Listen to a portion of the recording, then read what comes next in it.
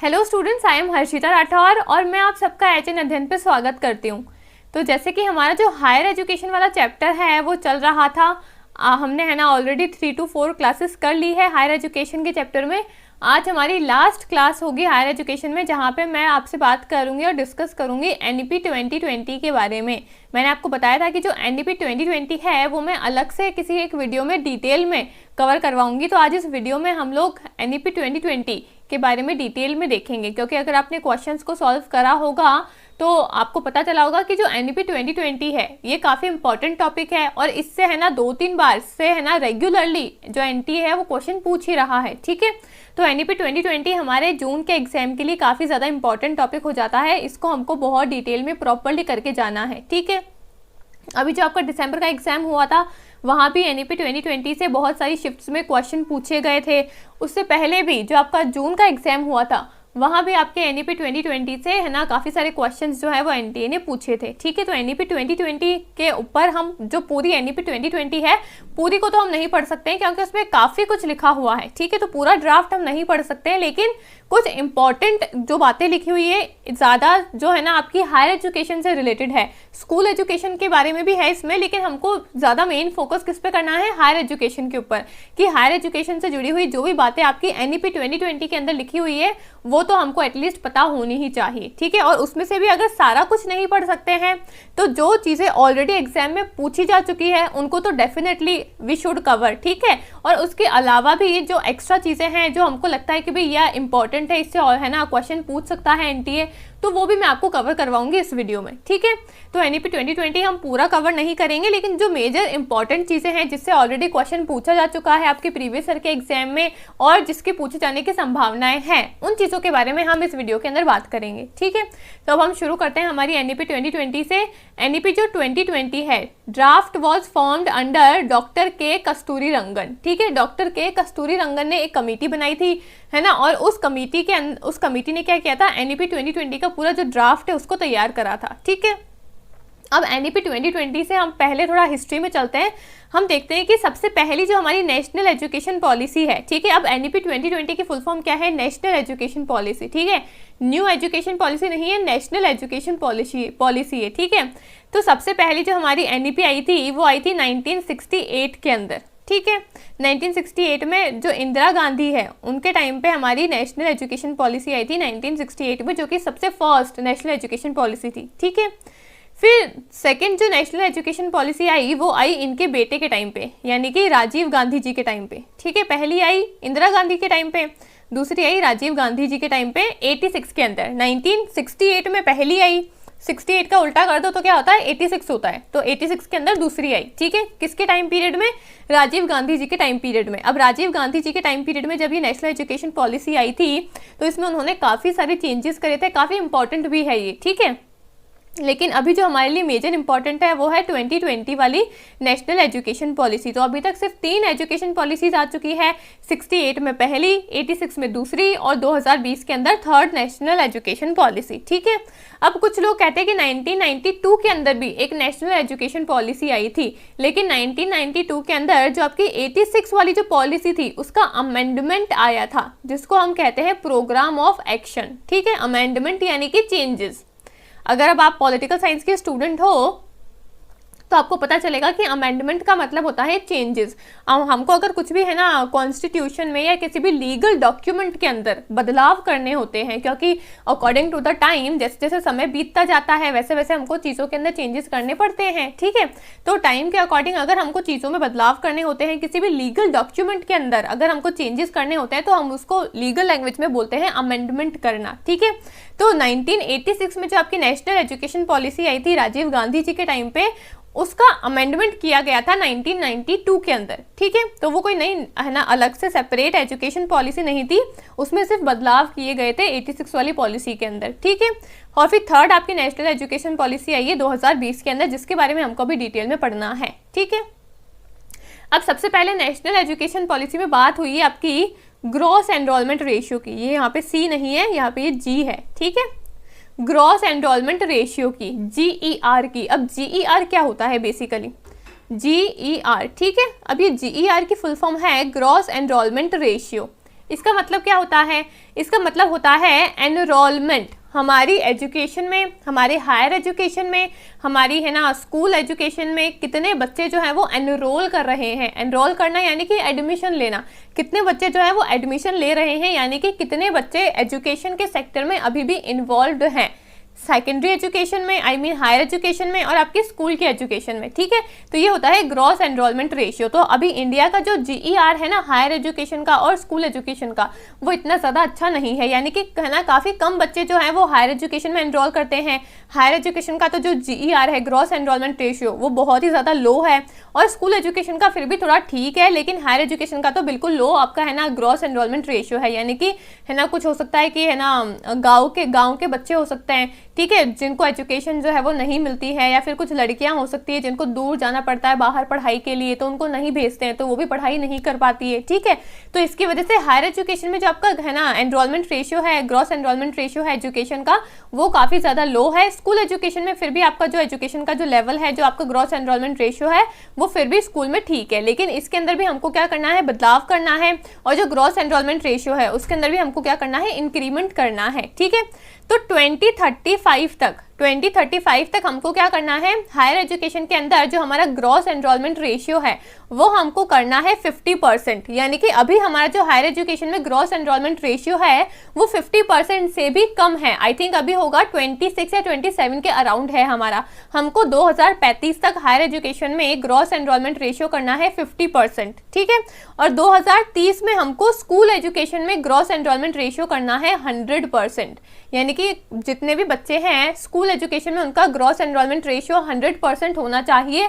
हर एक बच्चा जो कि स्कूल एजुकेशन के लेवल पे है उसको हम ये कोशिश करें कि सभी बच्चे स्कूल एजुकेशन में एनरोल करें, एडमिशन लें। ठीक है, और हायर एजुकेशन में हम कोशिश करेंगे कि जितने भी बच्चे हैं एटलीस्ट उसका 50% तो बच्चे एटलीस्ट है ना एनरोल करें हायर एजुकेशन के अंदर। ठीक है, तो आपको डेट भी याद रखनी है और कितना परसेंटेज हमको है ना इम्प्रूवमेंट लाना है ग्रॉस एनरोलमेंट रेशियो में, उसको भी आपको लर्न करना पड़ेगा। 2035 तक हायर एजुकेशन में 50% करना है GER, 2030 तक स्कूल एजुकेशन में GER करना है 100%। ठीक है, फिर बात हुई आपकी PTR की। PTR क्या है, प्यूपल टू टीचर रेशियो।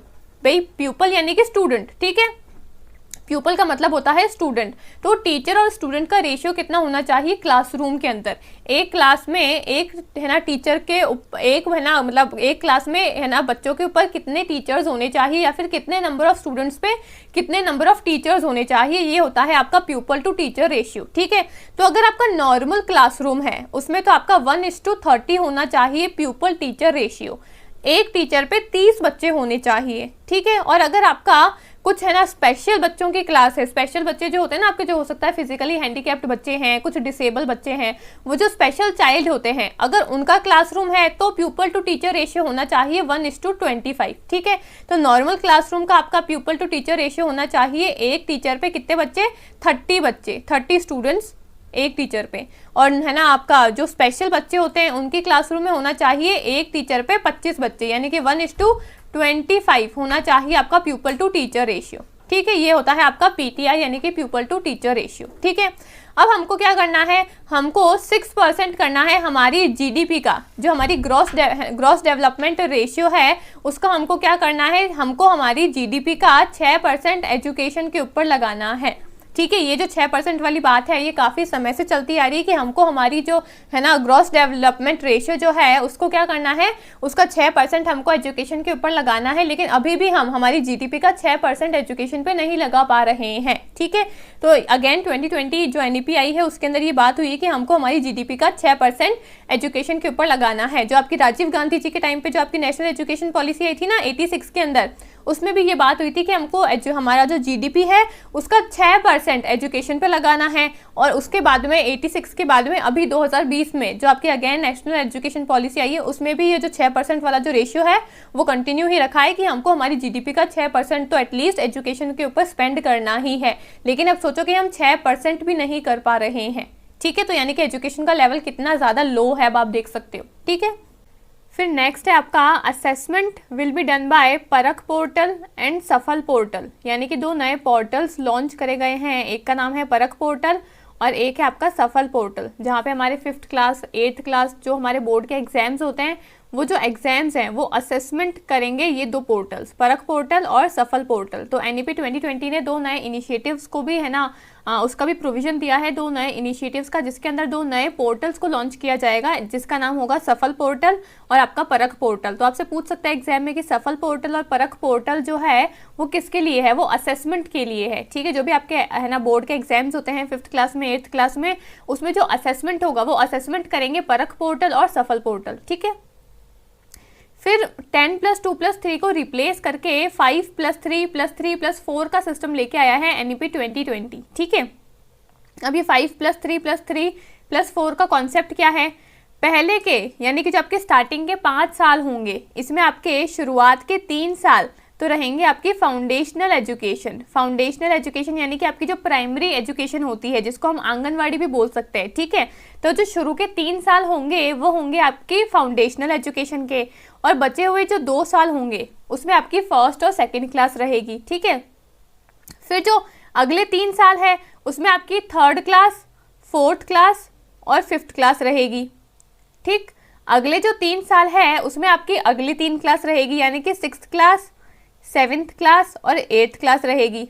ठीक है, और फिर जो अगले 4 साल है उसमें आपकी रहेगी 9th class, 10th class, 11th class और 12th क्लास। ये है आपका पूरा कॉन्सेप्ट 5+3+3+4 का, यानी कि स्टार्टिंग के जो आपके 5 साल है उसमें रहेंगे आपकी फाउंडेशनल एजुकेशन पहले के 3 साल, और बचे हुए जो 2 साल है वो रहेंगे आपकी 1st और 2nd क्लास के। ठीक है, फिर अगले 3 साल रहेंगे आपकी 3rd क्लास, 4th क्लास और 5th क्लास के, अगले 3 साल रहेंगे आपकी 6th क्लास, 7th और 8th क्लास के, और जो बचे हुए 4 साल है वो रहेंगे आपकी 9, 10th, 11, 12th के। तो 10+2+3 जो हमारा पहले कॉन्सेप्ट चलता था उसको रिप्लेस करके NEP 2020 ने 5+3+3+4 का कॉन्सेप्ट दिया है। ठीक है, फिर बात हुई है स्किल एजुकेशन की और वोकेशनल एजुकेशन की, कि 6th क्लास से हम स्किल और वोकेशनल एजुकेशन पे भी फोकस करेंगे।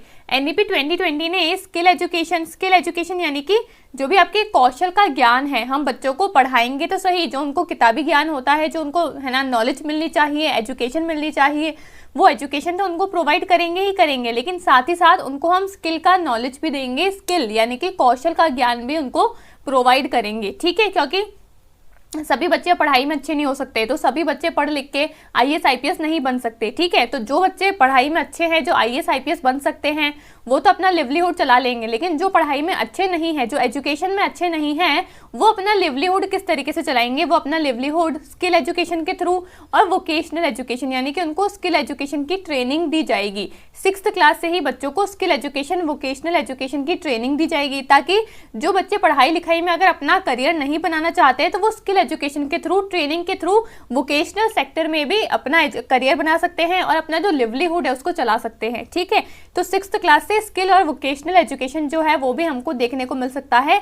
NEP 2020 का ये भी एक नया इनिशिएटिव है। ठीक है, और 5th क्लास तक बच्चों को जो एजुकेशन है वो उनकी मदर टंग में ही दिया जाएगा, यानी कि 5th क्लास तक बच्चों को जो एजुकेशन है वो कौन सी लैंग्वेज में पढ़ाया जाएगा, उनकी मदर टंग के अंदर। ठीक है, अगला इनका इनिशिएटिव है जो RSA है, RSA को रिप्लेस करके एक नई बॉडी को लॉन्च किया है जिसका नाम है केब। केब क्या है, central advisory board of education. ठीक है, ये बोर्ड ऑफ एजुकेशन है जो कि क्या करेगी, एजुकेशन से रिलेटेड जो भी आपके मैटर्स है उस पर एडवाइजरी बॉडी होगी ये। तो के है ना, आपकी RSA जो है इस बॉडी को रिप्लेस करके आपकी एक नई बॉडी आई है जिसका नाम है cab, central advisory board of education. ठीक है, फिर provision of learning foreign language in secondary education. Secondary education में आपको फॉरेन लैंग्वेज का भी एक नया प्रोविजन देखने को मिलेगा, यानी कि बच्चों को सेकेंडरी लेवल पे फॉरेन लैंग्वेज का भी ज्ञान दिया जाएगा। ठीक है, फिर ये कहा है NEP 2020 के अंदर कि 2035 तक, 2035 तक जितने भी कॉलेजेस हैं वो सभी ऑटोनॉमस डिग्री ग्रांटिंग कॉलेजेस बन जाएंगे, यानी कि स्वायत्त जो डिग्री को ग्रांट कर सकते हैं खुद से ऑटोनॉमस, वो ऑटोनॉमस डिग्री ग्रांटिंग कॉलेजेस जो है 2035 तक सभी कॉलेजेस जो है वो ऑटोनॉमस डिग्री ग्रांटिंग कॉलेजेस जो है वो बन जाएंगे। ठीक है, फिर मीस का नया कॉन्सेप्ट जो है वो इंट्रोड्यूस किया गया है NEP 2020 ने। मीस क्या है, multiple entry and multiple exit. इसमें क्या होता है, इसमें अभी तो क्या सिस्टम चलता है, अभी एजुकेशन में ऐसा सिस्टम चलता है, ऐसा कॉन्सेप्ट चलता है कि बच्चे ने अगर एक बार एडमिशन ले लिया स्कूल में तो उसको पूरा जो उसका कोर्स है वो कंप्लीट करना ही पड़ेगा। अगर वो बीच में ही अगर ड्रॉप कर देता है, या मान लो अगर उसने बीच में ही 1-2 साल अपनी पढ़ाई छोड़ दी, तो जब भी वो नया स्टार्ट करेगा उसको शुरुआत से सारी पढ़ाई करनी पड़ेगी। यानी कि अगर ग्रेजुएशन में 3 साल लगते हैं, ठीक है, अगर किसी बच्चे ने 1 साल बाद में ही ग्रेजुएशन करना छोड़ दिया, कॉलेज में जाना छोड़ दिया, ठीक है, तो उसको वापस से क्या करना पड़ेगा, जब भी वो अपनी पढ़ाई को रिज्यूम करेगा तो उसको शुरुआत से यानी कि फर्स्ट ईयर से ग्रेजुएशन को फिर से कंप्लीट करना पड़ेगा। फिर से जो उसने है ना पूरी ग्रेजुएशन है 3 साल की, वो उसको वापस से करनी पड़ेगी। लेकिन अभी नया कॉन्सेप्ट आया है मीस का, जिसका नाम है multiple entry and multiple exit. यानी कि अगर आपने ग्रेजुएशन के 3 सालों में अगर आपने 1 साल करने के बाद में ग्रेजुएशन के आपने अगर 1 साल में ड्रॉप आउट कर दिया, तो आप फिर अगर कभी भी अपनी एजुकेशन को वापस से अपनी ग्रेजुएशन को अगर आप रिज्यूम करना चाहते हो, तो फिर जो आपकी 1 साल जो आपने पढ़ाई करी है वो आपकी वेस्ट नहीं होगी। अब आप अपना सेकेंड ईयर से ग्रेजुएशन कोर्स जो है वो स्टार्ट कर सकते हो। आपको ज़रूरी नहीं है कि आप शुरुआत से ही शुरू करोगे फिर से ग्रेजुएशन करना, ठीक है, आपने जहाँ से छोड़ा है आप वहीं से ही उसको रिज्यूम कर सकते हो। तो ये नया कॉन्सेप्ट आया है एनईपी 2020 के द्वारा, जहाँ पे multiple entry and multiple exit दिया गया है स्टूडेंट्स को। अगर वो बीच में ड्रॉप आउट भी करना चाहते हैं, बीच में अपनी पढ़ाई को अगर मान लो किसी कारणवश अगर उनकी पढ़ाई छूट भी जाती है, तो अगर वो दोबारा से अपनी पढ़ाई को कंटिन्यू करना चाहते हैं तो जो भी कुछ उन्होंने पढ़ा है वो उनका वेस्ट नहीं होगा। ज़रूरी नहीं है कि उनको फिर वो शुरुआत से शुरू करना पड़ेगा, जहाँ पे वो छोड़ के गए थे अपनी पढ़ाई को वहीं से वो वापस से उसको कंटिन्यू कर सकते हैं, ठीक है। तो ये नया कॉन्सेप्ट है मीस का, ठीक। तो अब इस मीस के नए कॉन्सेप्ट में ही आया है कि अगर आप 1 साल के बाद में अपना जो कोर्स है वो अगर आप 1 साल के बाद में छोड़ देते हो तो आपको उसका सर्टिफिकेट दिया जाएगा। अभी तो अगर आप 1 साल के बाद में ड्रॉप आउट कर देते हो अपने कोर्स को बीच में ही, तो आपको कुछ भी नहीं मिलता है, आपको फिर से शुरुआत से करना पड़ता है अगर आप वो वापस से कोर्स करना चाहते हो तो, ठीक है। लेकिन एनईपी 2020 ने क्या प्रोविजन बताया है, अगर आप अपने किसी भी कोर्स को 1 साल के बाद में छोड़ देते हो, ड्रॉप आउट कर देते हो, तो आपको उसका 1 साल का सर्टिफिकेट दिया जाएगा, ठीक है। अगर आप 2 साल के बाद में अपने किसी कोर्स को छोड़ते हो तो आपको उसका डिप्लोमा दिया जाता है कि भाई इस बच्चे ने ये कोर्स के 2 साल अपने इन्वेस्ट किए हैं। तो 1 साल करने के बाद में छोड़ोगे अगर कोर्स को तो आपको उसका सर्टिफिकेट दिया जाएगा। 2 साल करने के बाद में अगर उस कोर्स को छोड़ते हो तो आपको डिप्लोमा दिया जाएगा। अगर 3 साल पूरा कंप्लीट करते हो, अगर आप उस कोर्स को 3 साल करते हो तो आपको उसकी बैचलर्स की डिग्री मिलती है, ठीक है। अभी ये नया कॉन्सेप्ट आया है कि जो आपका ग्रेजुएशन है वो भी आपका 4 सालों का हो जाएगा। अभी ग्रेजुएशन 3 साल का होता है, अभी ग्रेजुएशन को 4 साल कर देंगे। 1 साल अगर आप करने के बाद में छोड़ते हो तो आपको सर्टिफिकेट मिलेगा, 2 साल करने के बाद में अगर आप छोड़ते हो तो आपको उसका डिप्लोमा मिलेगा।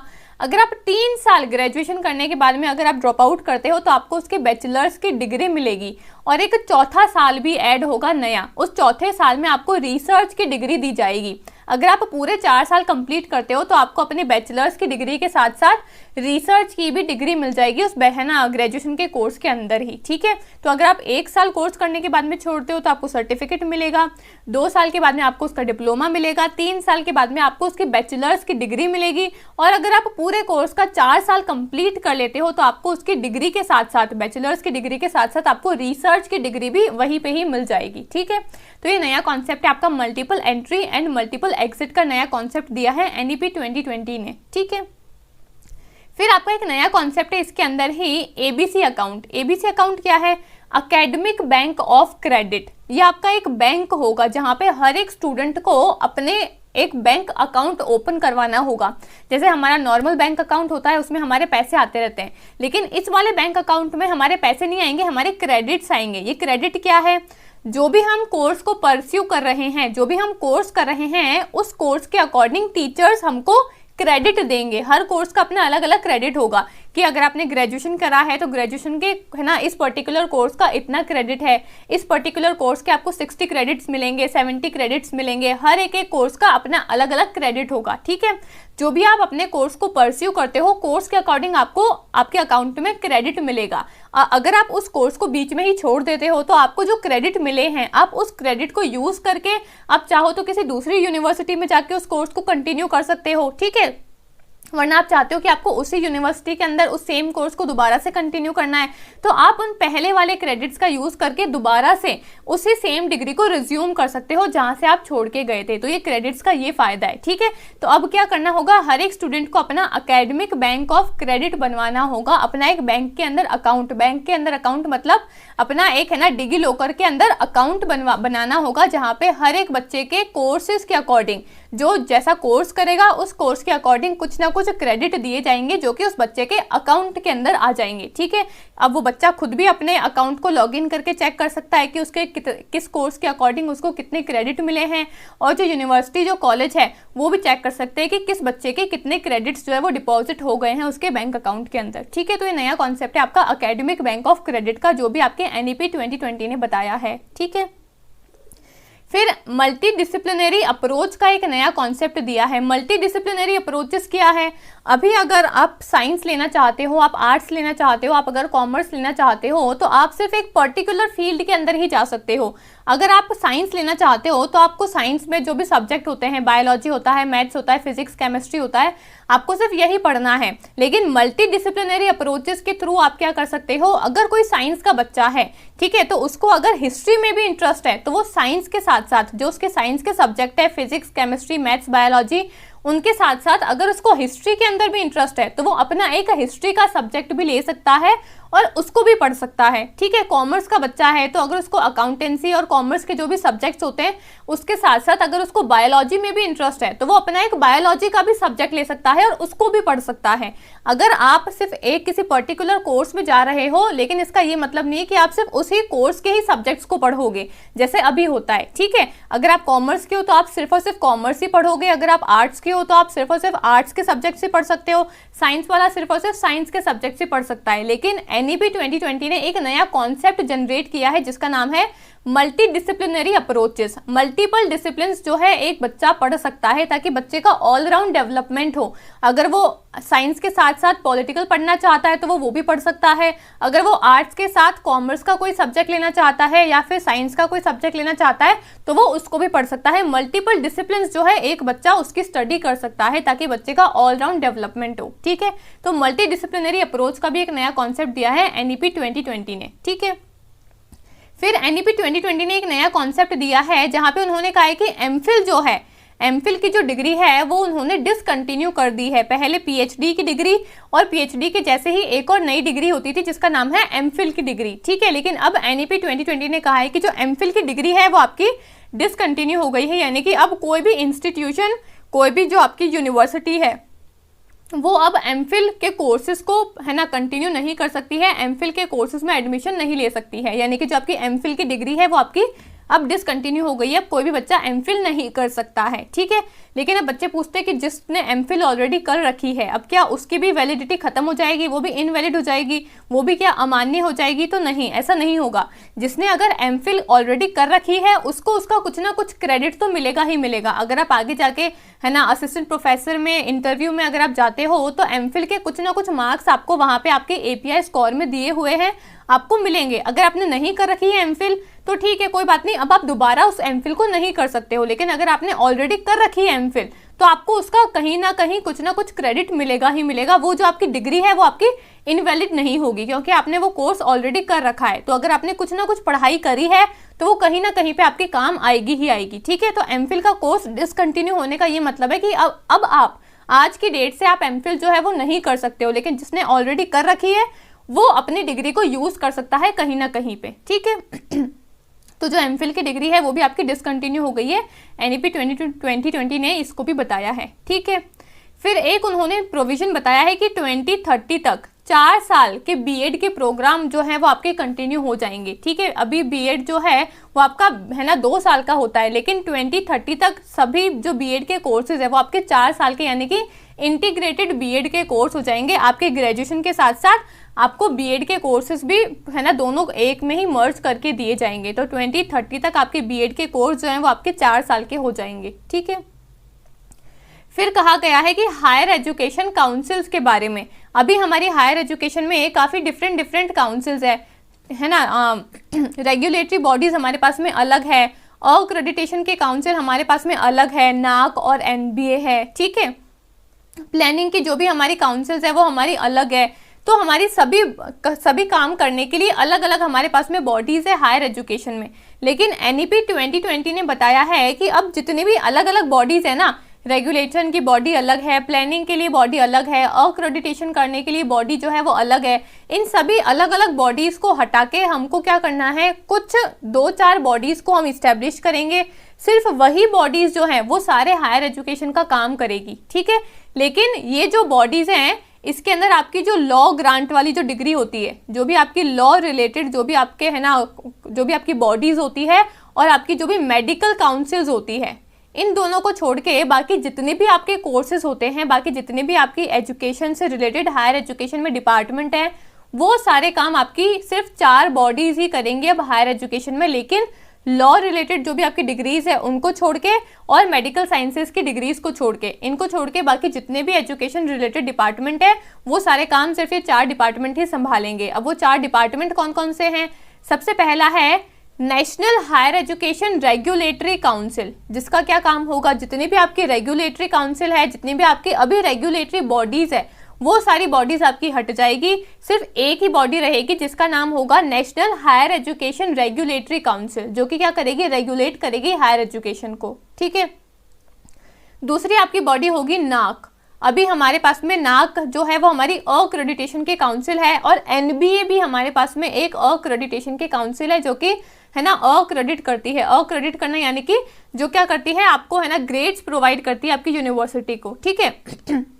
लेकिन हायर एजुकेशन में अब हमारे पास में रहेगी सिर्फ एक ही बॉडी, नेशनल अक्रेडिटेशन काउंसिल, जिसका शॉर्ट फॉर्म है नाक, ठीक है। अब ये बॉडी क्या करेगी, अब एनबीए और जो नाक जो अलग अलग बॉडीज हैं उनको हटा दिया जाएगा। सिर्फ नाक जो है नेशनल अक्रेडिटेशन काउंसिल, सिर्फ एक ही बॉडी रहेगी, और ये ही बॉडी क्या करेगी, आपके जो टेक्निकल कोर्सेज हैं और जो आपके नॉन टेक्निकल कोर्सेज हैं उन दोनों को ही अक्रेडिट करने का काम करेगी नेशनल अक्रेडिटेशन काउंसिल। अभी हमारे पास में एनबीए और नाक यानी कि टेक्निकल कोर्सेज को अक्रेडिट करने वाली जो भी आपकी बॉडी है वो अलग है, नॉन टेक्निकल कोर्सेज को अक्रेडिट करने वाली जो बॉडी है वो अलग है, ठीक है। लेकिन अभी हमारे पास में एनईपी 2020 ने बताया है कि सिर्फ एक ही बॉडी हम इस्टेब्लिश करेंगे जिसका नाम होगा नेशनल अक्रेडिटेशन काउंसिल। और इस काउंसिल का काम क्या होगा, चाहे आपकी टेक्निकल है ना यूनिवर्सिटीज हो, चाहे आपके नॉन टेक्निकल है ना काम हो, नॉन टेक्निकल आपके कोर्सेज हो, सभी को सिर्फ एक ही बॉडी जो है वो अक्रेडिट करेगी, ग्रांट्स प्रोवाइड करेगी, जिसका नाम क्या है, नेशनल अक्रेडिटेशन काउंसिल, ठीक है।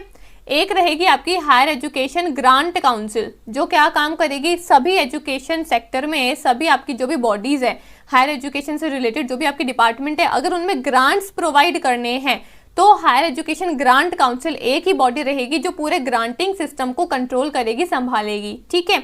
और एक रहेगी जनरल एजुकेशन काउंसिल, ठीक है, एक रहेगी आपकी जनरल एजुकेशन काउंसिल। सिर्फ ये 4 ही बॉडीज रहेंगी जिनका काम होगा पूरी हायर एजुकेशन सिस्टम को संभालने का, ठीक है। लेकिन इसमें आपके लीगल एजुकेशन नहीं आएगी और जो आपकी मेडिकल एजुकेशन है वो नहीं आएगी। लीगल और मेडिकल एजुकेशन को छोड़ के बाकी जितने भी आपके कोर्सेज होते हैं हायर एजुकेशन में, वो सभी काम सिर्फ और सिर्फ आपकी national higher education regulatory council, national accreditation council, higher education grant council और जनरल एजुकेशन काउंसिल GEC, ठीक है। सिर्फ ये 4 बॉडीज ही जो हैं वो आपके पूरे हायर एजुकेशन को संभालेगी, ठीक है।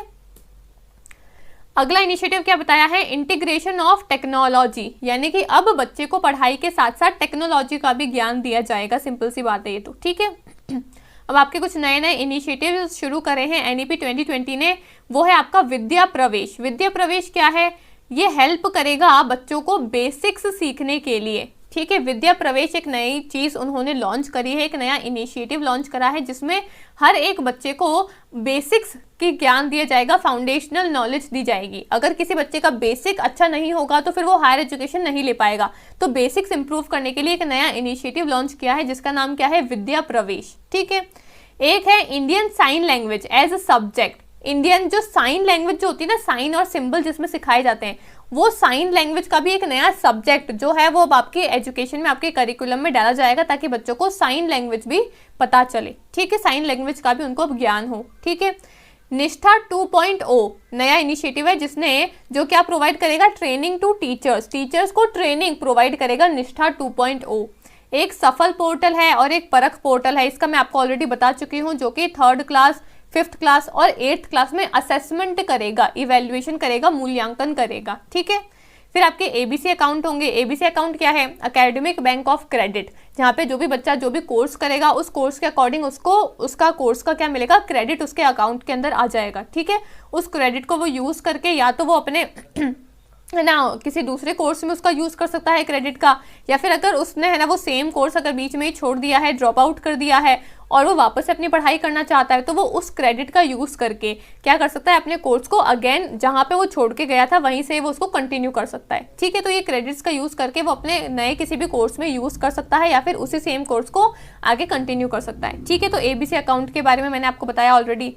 फिर इंजीनियरिंग इन रीजनल लैंग्वेज, अब आपकी रीजनल जो लैंग्वेज है, जो आपकी लोकल लैंग्वेज है, उसके अंदर भी आपकी इंजीनियरिंग के कोर्सेज करवाए जाएंगे। मतलब देखो, इंजीनियरिंग जो बच्चे हैं वो अब लोकल लैंग्वेज में भी, रीजनल लैंग्वेज में भी इंजीनियरिंग परस्यू कर सकते हैं। ठीक है, फिर NHEQF और NSQF एक नए इनिशिएटिव शुरू करे गए हैं। NHEQF क्या है? National higher education qualification framework and national skill qualification framework. मैंने आपको बताया था स्किल एजुकेशन और वोकेशनल एजुकेशन पे काफ़ी ज़्यादा स्ट्रेस करा है NEP 2020 ने। तो national higher education qualification framework और एक है नेशनल स्किल क्वालिफिकेशन फ्रेमवर्क, ये दो नए फ्रेमवर्क NEP 2020 ने बताए हैं, ताकि इससे हम क्या करेंगे? वोकेशनल एजुकेशन यानी कि स्किल एजुकेशन और जो ट्रेनिंग के प्रोग्राम्स हैं वो बच्चों को दिए जाएंगे। ठीक है,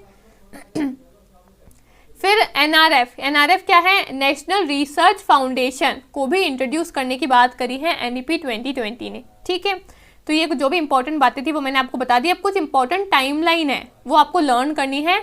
NEP 2020 ने क्या कहा है कि 2030 तक हम क्या करेंगे? 100% ग्रॉस एनरोलमेंट रेशियो करेंगे, ये आपका GER है। ठीक है, ग्रॉस एनरोलमेंट रेशियो करेंगे स्कूल का। स्कूल में 2030 तक 100% आपका ग्रॉस एनरोलमेंट रेशियो होगा, मैं आपको ऑलरेडी बता चुकी हूँ ना। फिर 2035 तक 50% ग्रॉस एनरोलमेंट रेशियो करेंगे। कहाँ पे? हायर एजुकेशन में। तो हायर एजुकेशन में हमको करना है 50% ग्रॉस एनरोलमेंट रेशियो, कब तक? 2035 तक। और स्कूल एजुकेशन में हमको करना है 100% ग्रॉस एनरोलमेंट रेशियो, कब तक? 2030 तक। ठीक है, फिर 2025 तक फाउंडेशनल लिटरेसी न्यूमरेसी जो है प्राइमरी स्कूल में होगी। FLN जो है फाउंडेशनल लिटरेसी न्यूमरेसी की बात हुई है 2025 तक। ठीक है, 2040 तक सभी आपके हायर एजुकेशन के जो भी इंस्टीट्यूशंस है वो आपके मल्टी डिसिप्लिनरी बन जाएंगे। मल्टी डिसिप्लिनरी यानी कि मल्टीपल, अब आप डिसिप्लिन्स को एक साथ में पढ़ सकते हो। अभी हम सिर्फ एक ही सब्जेक्ट को पढ़ सकते हैं, चाहे वो आपका आर्ट्स हो, कॉमर्स हो, हिस्ट्री हो, साइंस हो, आर्ट्स हो, कॉमर्स हो। लेकिन अब 2040 तक ये कोशिश करी जाएगी इंडिया के अंदर कि सभी जो भी आपके हायर एजुकेशन के इंस्टीट्यूशंस है वो आपके मल्टी डिसिप्लिनरी बन जाए। साइंस का बच्चा अगर हिस्ट्री में उसको इंटरेस्ट है तो वो हिस्ट्री पढ़ सकता है, साइंस के बच्चे को अगर आर्ट्स के किसी सब्जेक्ट में इंटरेस्ट है तो वो भी ले सकता है। ठीक है, तो मल्टीपल डिसिप्लिन्स को अब आप पढ़ पाओगे। 2040 तक ये बात करी गई है कि सभी इंस्टीट्यूशंस को मल्टी डिसिप्लिनरी कर दिया जाएगा। ठीक है, और 2035 तक सभी यूनिवर्सिटीज़ को ऑटोनॉमस डिग्री ग्रांटिंग यूनिवर्सिटीज़ जो है वो बना दिया जाएगा। स्वायत्त अब सभी यूनिवर्सिटीज़ अपनी डिग्री को ग्रांट कर सकते हैं, डिग्रीज दे सकते हैं, स्वायत्त। ठीक है, 2035 तक सभी यूनिवर्सिटीज़ को ऑटोनॉमस डिग्री ग्रांटिंग यूनिवर्सिटी जो है वो बना दिया जाएगा। तो ये कुछ टाइमलाइन है, 2030 तक क्या करना है, 35 तक क्या करना है, 2025 तक हमको क्या करना है, 2040 तक क्या करना है, 2035 तक क्या करना है। ये जो भी टाइमलाइन मैंने आपको बताई है वो आपको लर्न करनी है। ऐसे क्वेश्चन आपसे पूछते हैं कि 2040 तक है ना क्या करना है, या फिर मल्टी डिसिप्लिनरी अप्रोच जो है वो है ना कब तक हमको अपना जो गोल है वो फुलफिलमेंट करना है, तो 2040 तक। ठीक है, तो ये सभी जो भी टाइमलाइन है वो आपको लर्न करके रखनी है। तो ये सभी इनिशिएटिव्स जो है वो NEP 2020 के अंदर बताए गए हैं। ठीक है, जो भी इंपॉर्टेंट पॉइंट है वो मैंने आपको बता दिए। मैंने आपको ऑलरेडी कहा है कि जो भी NEP 2020 का जो पूरा डॉक्यूमेंट है उस पूरे डॉक्यूमेंट को तो ना ही मेरे है ना मैं आपको पूरा डॉक्यूमेंट पढ़ा सकती हूँ, ना ही वो मेरे लिए पॉसिबल है पढ़ाना, ना ही वो आपके लिए पॉसिबल है पढ़ना। ठीक है, लेकिन जो भी इंपॉर्टेंट चीज़ें हैं जिससे आपके प्रीवियस ईयर में क्वेश्चन पूछे गए हैं वो मैंने आपको बता दिए हैं, और जो भी इंपॉर्टेंट चीज़ें हैं, जो भी इंपॉर्टेंट फैक्ट हैं जिससे मुझे लगता है कि आपके एग्जाम में सवाल पूछ सकते हैं, वो सारी चीज़ें भी मैंने आपको बता दी है। ठीक है, तो ये आपकी पूरी इंग्लिश में PDF थी, अब आपकी हिंदी में भी PDF है। तो ये मत सोचना कि हिंदी में PDF नहीं है, हिंदी के अंदर भी PDF है। ठीक है, NEP 2020 के बारे में मैंने आपको बताया था, कस्तूरी रंगन ने पूरी जो कमेटी है उसको ड्राफ्ट करा था और यही उसके चेयरमैन थे। ठीक है, पहली NEP आई थी 1968 के अंदर, दूसरी आई थी 1986 के अंदर। पहली एनईपी के टाइम पे कौन थे? इंदिरा गांधी हमारी प्राइम मिनिस्टर थी। दूसरी के टाइम पे राजीव गांधी जी जो हैं, इनके ही बेटे इंदिरा गांधी के, वो हमारे प्राइम मिनिस्टर थे। और तीसरी आई थी 2020 के अंदर, जहाँ पे नरेंद्र मोदी थे, ठीक है। और फिर एक हुआ था बीच में 1992 के अंदर, संशोधन हुआ था 1986 वाली एनईपी के अंदर, ठीक है। ये सब मैं आपको ऑलरेडी बता चुकी हूँ, तो यहाँ पे मैं सिर्फ आपको रीड करके बताऊंगी, समझाऊंगी नहीं, क्योंकि मैंने आपको ऑलरेडी अभी इंग्लिश के अंदर सारा कुछ समझा दिया है, ठीक है। फिर बात हुई है कि हमको क्या करना है, ग्रॉस एनरोलमेंट रेशियो, ठीक है। ग्रॉस एनरोलमेंट रेशियो यानी कि है ना, जो स्कूल में कितने बच्चों का एनरोलमेंट होना चाहिए, कितने बच्चों का है ना एडमिशन होना चाहिए, ठीक है। तो 50% हमको करना है 2035 तक स्कूल के अंदर, और 100% हमको करना है 2030 तक हायर एजुकेशन के अंदर, ठीक है। फिर आपका है ना 1:30 होना चाहिए आपके सामान्य स्कूल में, जो भी आपका पीपल टीचर रेशियो होता है वो, और जो भी आपके है ना डिसेबल बच्चे हैं, स्पेशल बच्चे हैं, उनकी स्कूल में आपका होना चाहिए 1:25 आपका रेशियो, ठीक है। तो पीपल टू टीचर रेशियो कितना होना चाहिए, 1:30 और 1:25, ठीक है। 6% हमको हमारी जीडीपी का यूज करना है किसके ऊपर, एजुकेशन के ऊपर, ठीक है। 10 + 2 + 3 को रिप्लेस करके हमने 5 + 3 + 3 + 4 का कॉन्सेप्ट लेकर आए हैं। 5 क्या है, शुरू के 3 साल फाउंडेशनल एजुकेशन, आंगनवाड़ी की स्कूल, और बचे हुए 2 साल फर्स्ट और सेकंड क्लास। फिर अगले 3 साल क्या है, 3rd class, 4th class, 5th class. अगले 3 साल क्या है, 6th class, 7th class, 8th class. और फिर बचे हुए 4 साल क्या है, 9th, 10th, 11th, 12th, ठीक है। तो 10 + 2 + 3 का कॉन्सेप्ट जो था उसको हटा दिया है हमने। अब हमने नया कॉन्सेप्ट शुरू करा है जिसका नाम है 5 + 3 + 3 + 4, ठीक है। 6th क्लास तक अब हम बच्चे को कौशल और व्यावसायिक शिक्षा भी प्रदान करेंगे, यानी कि स्किल एजुकेशन और वोकेशनल एजुकेशन भी उनको प्रोवाइड करेंगे, ताकि वो क्या कर सकें, वो है ना ट्रेनिंग के थ्रू, कौशल का ज्ञान के थ्रू अपने लिवलीहुड को चला सकें। और 5वीं कक्षा तक हम उनको मातृभाषा के अंदर पढ़ाएंगे, उनकी मदर टंग के अंदर पढ़ाएंगे, ठीक है। फिर क्या है, सीबीई क्या है, केब है ना, CABE केब, यानी कि जो आपकी रूसा है, है ना, रूसा जो है, रूसा को रिप्लेस करके केब नई बॉडी को है ना लॉन्च किया गया है, central advisory board of education को, ठीक है। 2035 तक क्या करने हैं, सभी कॉलेज जो है वो ऑटोनॉमस डिग्री ग्रांटिंग कॉलेजेस जो है वो बन जाएंगे, ठीक है। फिर क्या है, महाविद्यालयों को है ना वो डिग्री प्रदान कर सकते हैं। फिर मीस का एक नया कॉन्सेप्ट आया है। मीस क्या है, मल्टीपल एंट्री मल्टीपल एग्जिट, यानी कि एकाधिक प्रवेश और एकाधिक निकास, है ना, एक यानी कि आपका है ना मल्टीपल एंट्री और मल्टीपल एग्जिट। आप कितनी भी बार कोर्सेज के अंदर एनरोल कर सकते हो, आप चाहो तो बीच में ड्रॉप आउट भी कर सकते हो।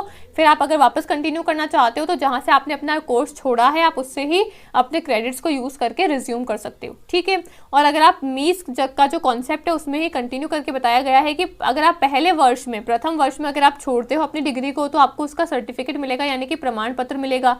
दूसरे वर्ष में आपको उसका डिप्लोमा मिलेगा।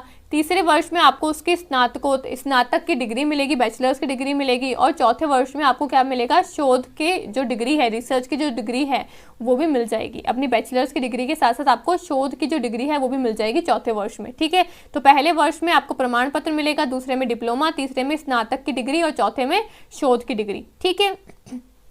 फिर ABC अकाउंट की बात हुई है, एकेडमिक बैंक ऑफ क्रेडिट की बात हुई है, जहाँ पे हर एक बच्चे को जो भी कोर्स करेगा उस कोर्स के अकॉर्डिंग उसको कुछ ना कुछ क्रेडिट जो है उस बैंक के अकाउंट के अंदर आते जाएंगे, ठीक है। उस क्रेडिट का यूज़ करके वो चाहे तो अपने किसी नए कोर्स के अंदर एनरोल कर सकता है, या फिर वो चाहे तो जो उसने कोर्स को छोड़ा है, लेफ्ट आउट करा है, ड्रॉप आउट करा है, उसको ही वो आगे कंटिन्यू भी कर सकता है, ठीक है। ये है ABC अकाउंट। फिर आपके मल्टी डिसिप्लिनरी अप्रोचेस, यानी कि बहुशासन वाली जो आपकी है ना नई जो आपकी सिस्टम है उसको लागू करा है, यानी कि मल्टी डिसिप्लिनरी अप्रोचेस की बात हुई है। अब बच्चा जो है वो मल्टीपल डिसिप्लिन्स को, काफ़ी अलग अलग सब्जेक्ट्स को एक साथ में पढ़ सकता है, ठीक है। फिर आपकी क्या बात हुई है, जो भी आपके हायर एजुकेशन के है ना, जो भी आपके अलग अलग जो भी आपके डिपार्टमेंट है, प्लानिंग की बॉडीज़ अलग है, रेगुलेटरी बॉडीज़ अलग है, और क्रेडिट करने की बॉडीज़ अलग है, उन सबको हटा के अब सिर्फ 4 बॉडीज़ रहेंगी जो पूरे हायर एजुकेशन को संभालेंगी। कौन कौन सी? पहली रहेगी आपकी राष्ट्रीय महामयी नियामक परिषद, दूसरी रहेगी आपकी राष्ट्रीय प्रत्यायन परिषद, तीसरी रहेगी आपकी अनुदान परिषद, चौथी रहेगी आपकी सामान्य शिक्षा परिषद, ठीक है। सिर्फ ये 4 परिषदें रहेंगी, 4 काउंसिल रहेंगी जो क्या करेंगी, आपकी पहली, दूसरी, ये तीसरी है और ये चौथी है, ये चारों मिलके अब आपके इस पूरे हायर एजुकेशन को संभालेंगी, ठीक है। ये आपका ऑलरेडी प्रीवियस ईयर का क्वेश्चन है जहाँ पे पूछा गया था कि अब 4 कौन कौन सी नई बॉडीज को इस्टेब्लिश किया जाएगा जो कि आपकी हायर एजुकेशन को संभालेगी। तो राष्ट्रीय महामहिम निकाय परिषद, नियामक परिषद, परिषद, दूसरी है राष्ट्रीय प्रत्यायन परिषद, तीसरी है अनुदान परिषद और चौथी है सामान्य शिक्षा परिषद। ठीक है, लेकिन जो भी आपके मेडिकल कोर्सेज हैं और जो भी आपकी कानूनी शिक्षा है उसको छोड़कर बाकी सभी कोर्सेज पे ये जो चारों जो आपके है ना परिषदें हैं, काउंसिल जो है वो लागू होती है। ठीक है, फिर बात हुई है कि टेक्नोलॉजी को भी है ना यूज़ किया जाएगा एजुकेशन के अंदर। ठीक है, फिर विद्या प्रवेश की बात हुई है कि विद्या प्रवेश एक नया इनिशिएटिव लॉन्च करेंगे ताकि बच्चों को बुनियादी बातें सिखाई जा सके, फाउंडेशनल एजुकेशन बेसिक्स का ज्ञान मिल सके। ठीक है, विषय के रूप में भारतीय सांकेतिक भाषा भी एक नया विषय जो है वो ऐड किया जाएगा। साइन लैंग्वेज जो है, जहाँ पे हम बच्चों को साइन एंड सिंबल के बारे में सिखाएंगे, वो एक नया विषय जो है वो ऐड किया जाएगा। निष्ठा 2.0 का नया प्रोग्राम आया है। सफल पोर्टल और परख पोर्टल, दो नए पोर्टल लॉन्च करे हैं, मैंने आपको बता ही दिया है। ठीक है, ABC अकाउंट है, अकेडमिक बैंक ऑफ क्रेडिट मैंने आपको बता दिया है। ठीक है, और क्षेत्रीय भाषा में भी अब आपकी इंजीनियरिंग जो है वो आपकी क्षेत्रीय भाषा में भी अब हो सकती है। ठीक है, फिर ये क्या है आपका national higher education qualification framework और नेशनल स्किल क्वालिफिकेशन फ्रेमवर्क, दो नई बॉडीज़ को है ना लागू करेंगे ताकि स्किल एजुकेशन का जो आपका कौशल का जो है ना ज्ञान है, आपकी जो वोकेशनल एजुकेशन है उसको आगे बढ़ावा मिल सके। ठीक है, फिर आपके यहाँ पे है ना कुछ टाइमलाइन बताई हुई है, जो भी इंपॉर्टेंट टाइमलाइन है वो मैंने आपको बता ही दी है। 2030 तक हमको 100% ग्रॉस एनरोलमेंट रेशियो करना है स्कूल में और 2035 तक हमको 50% करना है आपके हायर एजुकेशन में। ठीक है, 2025 तक हमको FLN करना है, 2040 तक हमको क्या करना है HE में हायर एजुकेशन में बहुविषय संस्थान बनानी है, 2035 तक हमको स्वायत्त विद्यालय बनाने हैं। ठीक है, तो ये जो भी आपकी इंपॉर्टेंट इन्फॉर्मेशन थी हायर एजुकेशन में आपके NEP 2020 से जुड़ी हुई, वो पूरी NEP 2020 मैंने आपको हिंदी और इंग्लिश दोनों में ही बता दी है। ठीक है, तो ये थी हमारी आज की क्लास। आई होप आपको क्लास अच्छी लगी होगी, समझ में आई होगी। लेकिन अगर फिर भी आपके कोई डाउट्स होते हैं, कुछ भी आपको प्रॉब्लम होती है तो आप मेरे से पूछ सकते हो। ठीक है, थैंक यू।